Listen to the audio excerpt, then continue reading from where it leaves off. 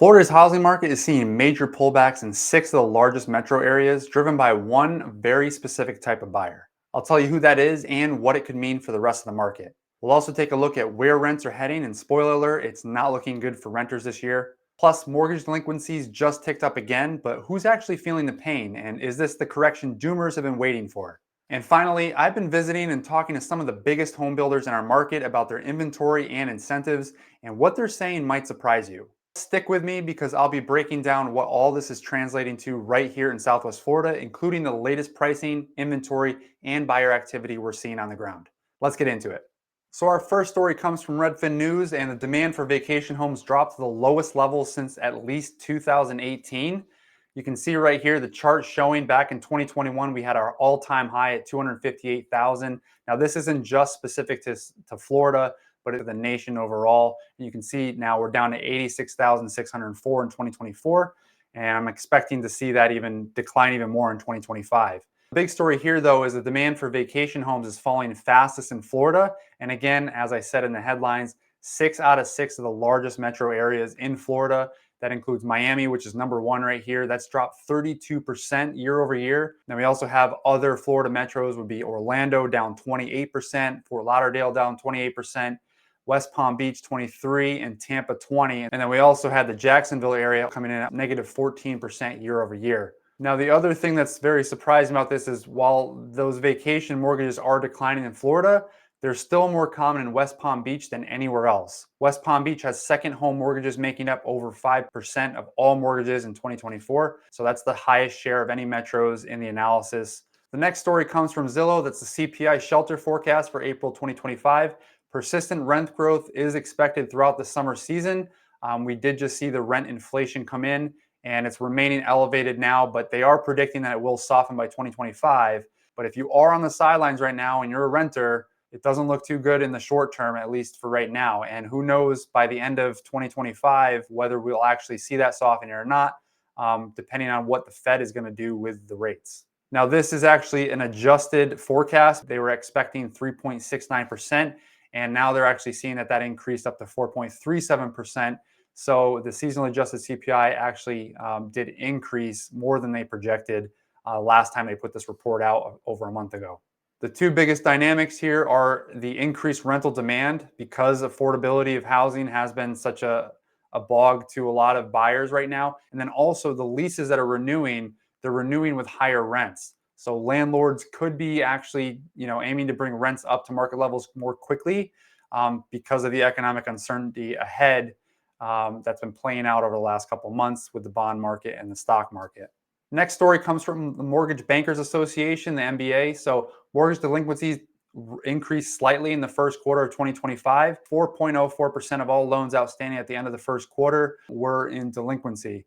And that rate is just up 6 basis points from the fourth quarter and up 10 basis points from 1 year ago. But the people that are getting hit the hardest in this analysis are the VA loans. So when we take a look at this chart right here, the VA loans are in purple, and you can see there's a pretty large spike here. Although these numbers are still small, that's a pretty large spike. So we'll have to keep an eye out on the VA mortgages. But Walsh, who is MBA's vice president, said that the VA foreclosure moratorium was in effect through the end of 2024, which allowed them time to kind of get their programs in order. But that program has also since ended without a replacement loss mitigation option approved by Congress. So because there's no other mitigation program out there yet, we are seeing the delinquencies rise in the VA loans. Now, is this the wave that everybody's been talking about and hoping for or expecting? I don't think so. As you take a look at these other three lines here, we have the blue is the FHA, which you would expect many of the first-time home buyers to be the next category, or probably the first category to have delinquency rates rise. We did see a slight increase, but not all that much. And then, of course, you have all other loans in green, and then conventional loans in orange did rise slightly. But again, it's the VA that's the big one here. Our next story also comes from Redfin. This is homes that Americans are buying are older than ever. And this goes right into what I said in the beginning. I've been talking to some of the biggest builders in our market. I've been visiting their inventory and visiting their developments to see what they have for inventory, what they're offering for incentives. Now, this story from Redfin is talking about the homes Americans are buying are older than ever. And why is that? The biggest issue is the affordability. On top of the lack of new supply, we have the affordability. Older homes are generally cheaper than new homes. with a typical 30 plus year home selling for 15% less than the median price of all homes. And you can take a look at this chart, for example, which gives you the 425 for new homes versus 323 for old homes. Now, with that being said, I have been boots on the ground visiting new developments, especially some of the newer ones that are just coming out and they're just starting to get built. And what I'm hearing, especially from a lot of the larger builders, is yeah, they're bringing the prices down. Some of them are, I visited a couple developments where I was like, wow, you can't find this price anywhere else in any other type of community. And I'll give you the community's name, Ibis Landing, which is in Lehigh Acres. It's a golf community. It's brand new. The main builder there had one of the lowest prices for a brand new construction home in all of Southwest Florida at $265,000. Their monthly mortgage was going to be $2,200. That's including taxes next year, not your first year's taxes, but the following year's taxes, which are going to be your actual taxes. That's including the insurance premiums. That's including HOAs per month. So that's a $460 HOA per month. That includes your golf membership. So a home like that, I mean, you're getting away with a $2,200 month mortgage with a golf membership included and the HOA fees paying for your cable, your lawn maintenance. That's pretty unheard of. So that's kind of what we're seeing down here. But the big thing here was I asked them, if we didn't want to buy this property, if we wanted to buy something that was brand new, we wanted to pick out the lot. He's like, I'll stop you there. We're not even letting people look at lots right now. We're only releasing 2 to 3 lots per month.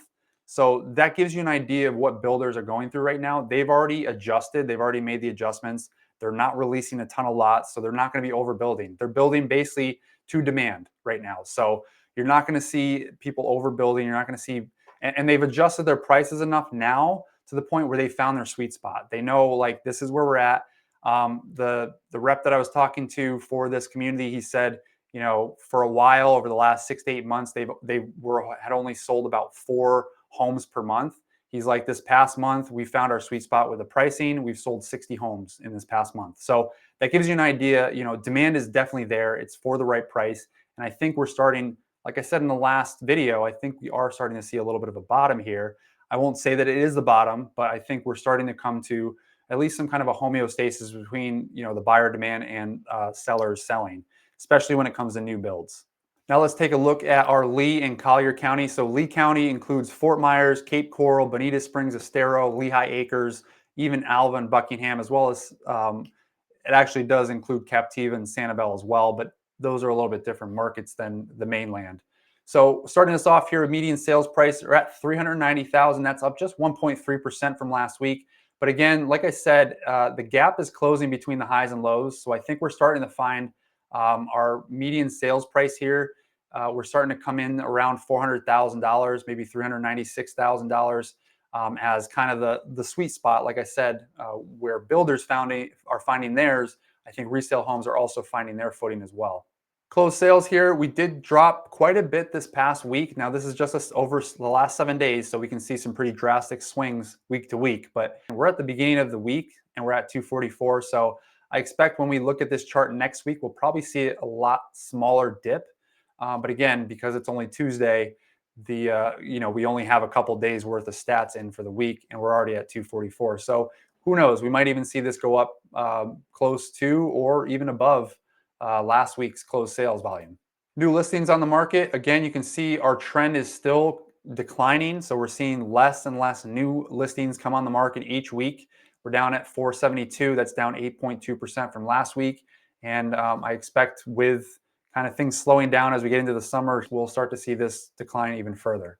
New pending sales, again, we are at just the beginning of this week. So we're at 374 already. As of today, that's down 1.6% from last week. I expect when we look at this chart next week, we'll actually see pending sales higher than last week. And that is just showing the trend has continued to incline. So more buyers are buying right now, less inventory is coming on. And that leads us right into the next stat, which is the active inventory. And again, we had our peak back here in March, the end of March here. And since then, we've seen it continue to decline.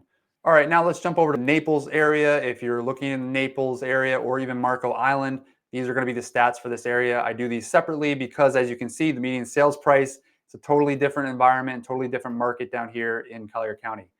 We are at $725,000 for the median sales price. That's down 9.4% from last week. Collier County is still declining a bit. We're not seeing it really get its footing. But again, Naples was behind the eight ball. Fort Myers, we saw a lot of the price action happen very early and quickly. Naples lagged behind a couple months. So I think with that being the case, we'll probably see Naples start to get its pricing footing in another month or so. Closed sales here are down from last week. Again, we're at the beginning of the week, so it's down 34.1% from last week. But you can see the overall trend since January has been up. So we're seeing more closed sales happen in Naples as well. Very similar to Lee County, the trend for new listings coming on the market is still declining as well. We may see this go back up though, because we still have a few more days in the week for inventory to come on the market, but the overall trend is down as well. We also have new pending sales in Naples on an upward trend, down slightly, 6.2% from last week where we were at. But again, this is a Saturday to Tuesday comparison. And that leads right into the active inventory for Naples, which has also been on a decline since the end of March as well, the same as Lee County. And hey, whether you're a first-time buyer relocating to the area or just starting to explore the idea of moving to Paradise, I put together several free guides packed with real insights you won't find anywhere else. These aren't cookie-cutter reports. They're handwritten by me based on years of experience working with buyers in all kinds of situations, including some of the most unique challenges and questions I've seen over the years. You can grab the one that fits you best using the links in the description. I hope that information was helpful, and I hope to see you in the next market update video next week. But until then, stay safe, stay positive, and more importantly, stay free.